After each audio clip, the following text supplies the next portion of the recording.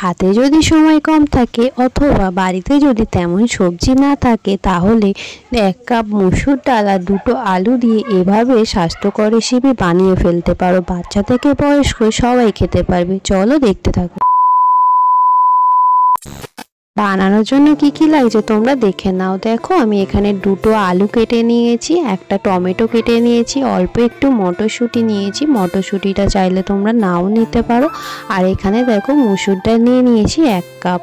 তো আমি ডালটাকে ধুয়ে নিয়েছি। প্রথমে কড়াই বসিয়ে দিয়েছি, কড়াই গরম হয়ে গেছে, আমি অল্প একটু তেল দিলাম মটরশুঁটিটা ভেজে নেওয়ার জন্য। তো দেখো আমি তেলটা ভালো করে গরম হয়ে গেছে, কড়াইতে ভালো করে মিশিয়ে নিলাম। নেওয়ার পর আমি মটরশুঁটিগুলো হালকা করে ভেজে নেব। তো মটরশুঁটিগুলো দেখো দেওয়ার সাথে সাথেই আমি একটু অল্প করে লবণ দিয়ে দিলাম, দিয়ে মটরশুঁটিটাকে আমি ভেজে তুলে নেব।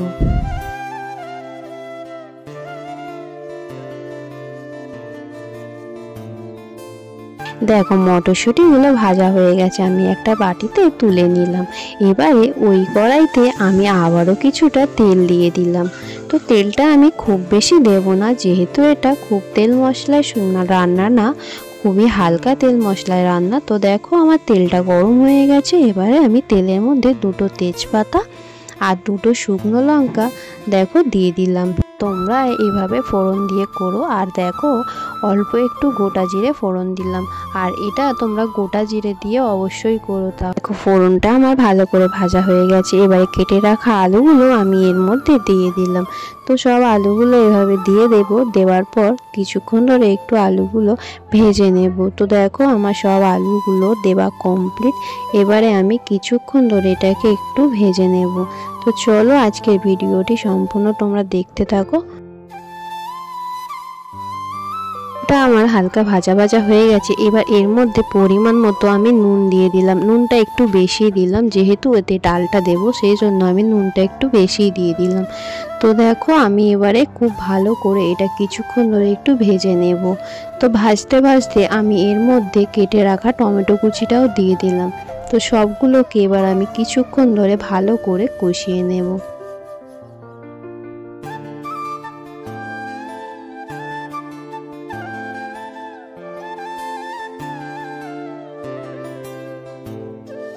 দেখো আমার খুব ভালো করে ভেজে নেওয়া হয়ে গেছে। এবার এর মধ্যে আমি 1 চামচ হলুদ গুঁড়ো ও 1 চামচ লাল লঙ্কার গুঁড়ো দিয়ে দিলাম। যেহেতু এটা খুব একটা ঝাল হবে না, তাই জন্য আমি খুব বেশি ঝাল দিলাম না। ঝালটা তোমরা তোমাদের পরিমাণ মতো দিও। তো দেখো আমার মশলাটা খুব ভালো করে মেশানো হয়ে গেছে। কিছুক্ষণ ধরে আমি একটু নাড়াচাড়া করে নেব।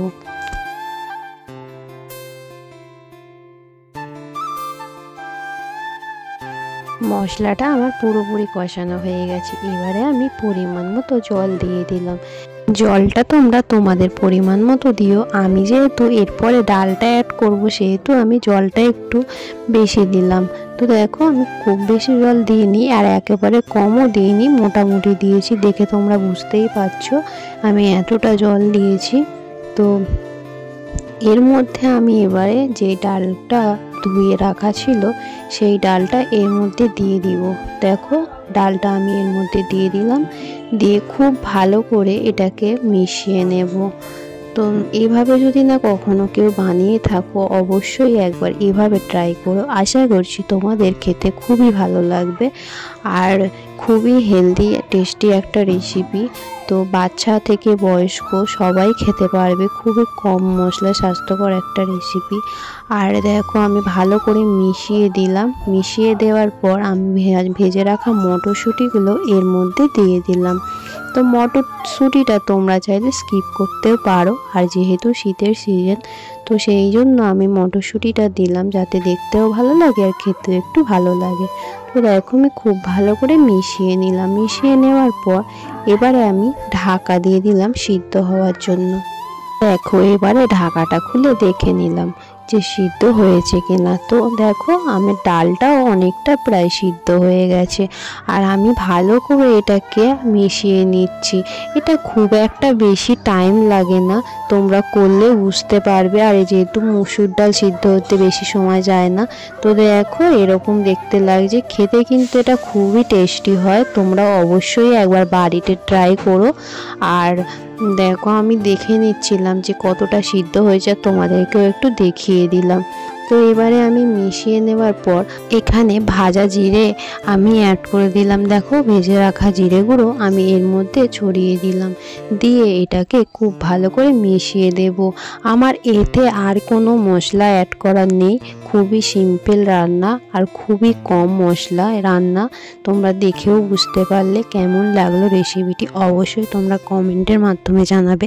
আর যদি নতুন কোনো বন্ধু আমার ভিডিওটি দেখে থাকো, অবশ্যই চ্যানেলটি সাবস্ক্রাইব করে পাশে থেকো, আর পাশে থাকা বেল আইকনটি ক্লিক করতেও ভুলো না। তো আমার সমস্ত বন্ধুদের অসংখ্য ধন্যবাদ ও ভালোবাসা এভাবে আমার পাশে থাকার জন্য, সাপোর্ট করার জন্য।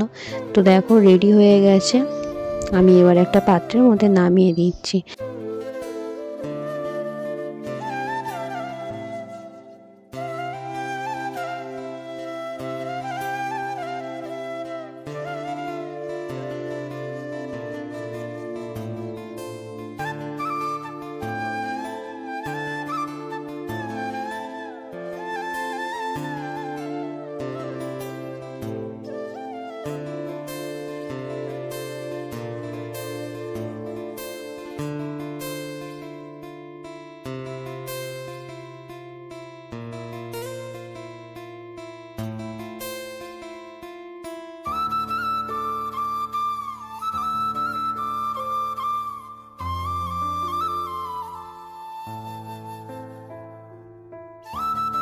দেখো আমার রেসিপিটি পুরোপুরি কমপ্লিট। কেমন লাগলো অবশ্যই তোমরা কমেন্টের মাধ্যমে জানাবে। সবাইকে অসংখ্য ধন্যবাদ, ভালোবাসা।